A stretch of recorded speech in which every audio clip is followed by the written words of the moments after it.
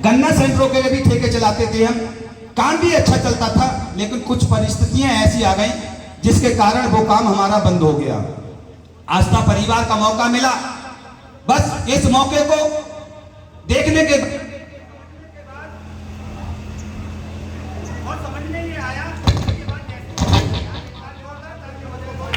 बाद कार्यक्रम को देखने के बाद ऐसा लगा कि यहां से यार ये तो समझ में आता है कि एक बार छोटा सा पैसा यहां जमा होता है, उस पैसे के बदले आस्था परिवार प्रोडक्ट देती है, और ऐसे प्रोडक्ट देती है जो कि 75% बीमारी से हमारे परिवार को सुरक्षित रखते हैं, समझ में आता है।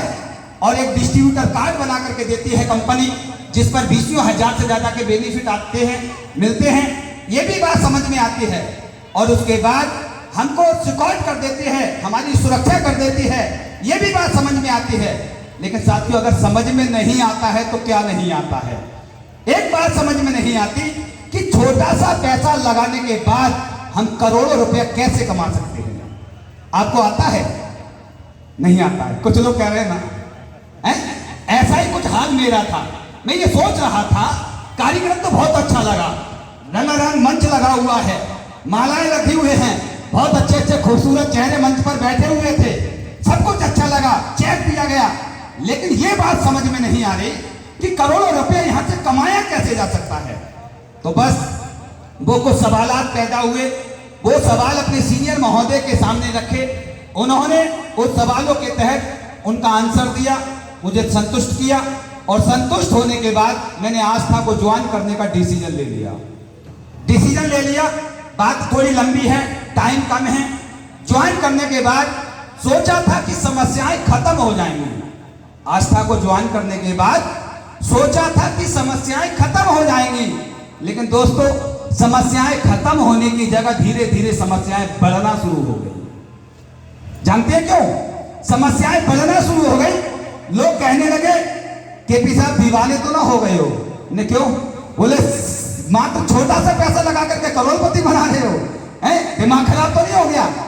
तो एक पल के लिए दिमाग में मेरे भी ये बात आई कि हमारे पिताजी के मित्र हैं, जिला पंचायत सदस्य, 2 बार जिला पंचायत रहे हैं वो, फैयाज खां। उन्होंने लगभग 2008 में 1.5 करोड़ रुपए के आसपास भट्टा लगाया था, 1.5 करोड़ रुपए इन्वेस्ट किया था भट्टे में। 1.5 करोड़ इन्वेस्ट करने के बाद वो व्यक्ति आज लाखों रुपए महीना कमा नहीं पाता है, और यहां छोटा सा पैसा लगाने के बाद ये लाखों रुपए महीने की बात कर रहे हैं। बस कुछ सवालात उनसे किए, उन्होंने उनके आंसर दिए, मैं अंदर से संतुष्ट हो गया, ज्वाइन करने का डिसीजन ले लिया। लोगों को बताया तो लोगों ने तरह तरह की बातें की। मैं आपको बता देना चाहता हूं, जब आपको यहां से कार्यक्रम को देखने के बाद जब आप अपने घर जाएंगे, अपने स्थान पर जाएंगे, तो बहुत सारे लोग आपका बड़ा बेसब्री से इंतजार कर रहे होंगे। कौन लोग होंगे मालूम है? वो जब आप कार्यक्रम में आए होंगे तो आते हुए आपको किसी ने तो देखा होगा कि नहीं देखा होगा? देखा होगा, आपके पड़ोसियों ने देखा होगा, आपके मोहल्ला वाले लोगों ने देखा होगा। वो सोच रहे होंगे कि देखो ये जा रहे करोड़पति बनने के लिए, हैं? कहां? आस्था की मीटिंग में बैग भर के लेके आओगे? तो ऐसा ही कुछ होता है, इसमें हैरानी वाली बात नहीं है। तो साथियों, जब आप यहां से जाएंगे तो वो लोग बड़ा बेसब्री से आपका इंतजार कर रहे होंगे। अब जैसे ही आप वहां पहुंचेंगे तो उनकी दृष्टि जब आप पर पड़ेगी, हाँ जी क्यों भैया बैग भर लाए होंगे, हैं? समझने में आपको? लेकिन सोचिए, क्या खेल है इस संसार का? इस संसार के खेल को समझना पड़ेगा। मैंने अभी पूछा आपसे कि यहां पर कितने लोग ऐसे बैठे हैं जो कृषि से जुड़े हैं, खेती से जुड़े हैं?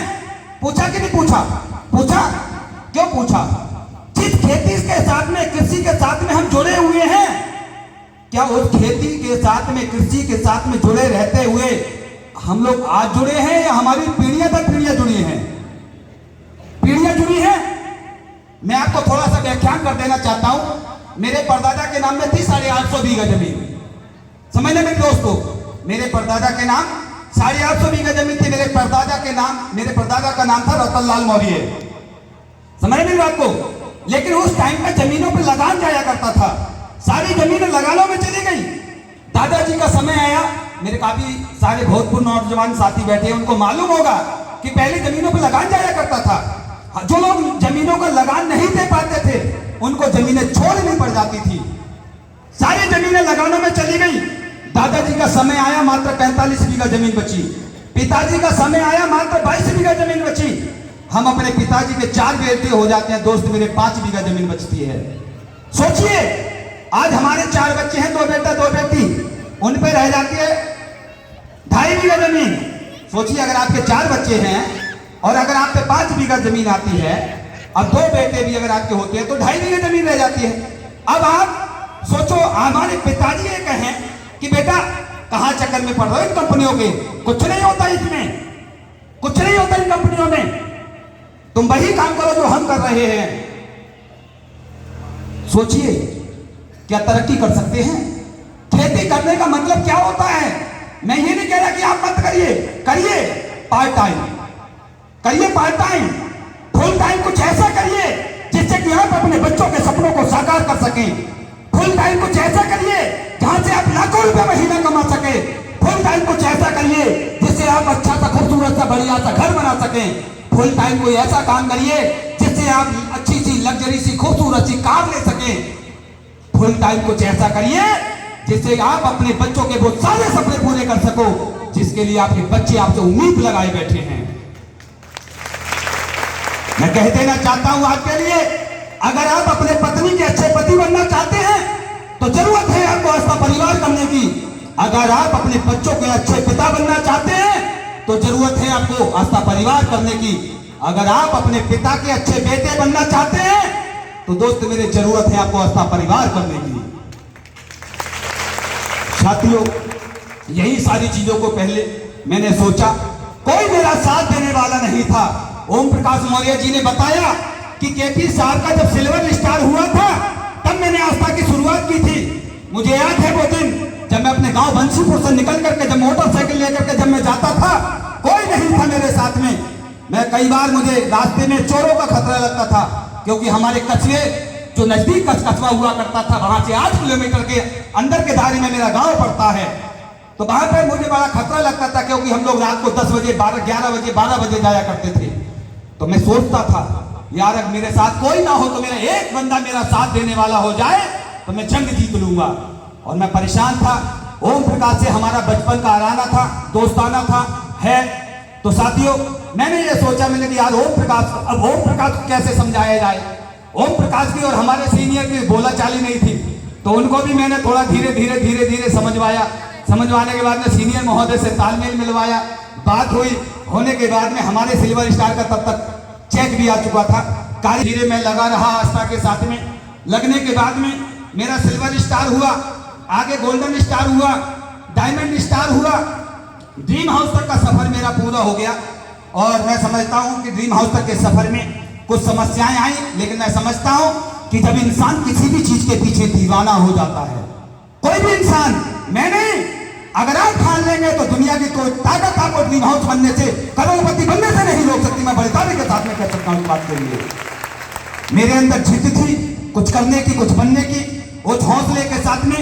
और जिद क्यों थी? मैंने अपनी पत्नी की आंखों में बहुत सारे सपने देखे थे। मैंने अपनी पत्नी की आंखों में बहुत सारे सपने देखे थे। वो बहुत उम्मीदें हमसे रखती है, और कोई भी समझदार औरत कभी नहीं चाहती कि उसका घरवाला कोई मेहनत मजदूरी करे। हर औरत, समझदार औरत ये चाहती है कि उसका उसका घरवाला, उसका हस्बैंड, उसका पति कोई ऐसा कार्य करे जिससे कि उसे भी अपने मायके में जाने के बाद गर्व महसूस होना चाहिए, कुछ ऐसा करे। ऐसी ही चाहत थी मेरी पत्नी की। मैं चाहूंगा आस्था परिवार से golden star madam Poonam Maurya के सम्मान में एक बार बहुत जोरदार तालियां हो जाएं। साथियों, उन्होंने मेरा साथ दिया और मैं लगातार लगा रहा।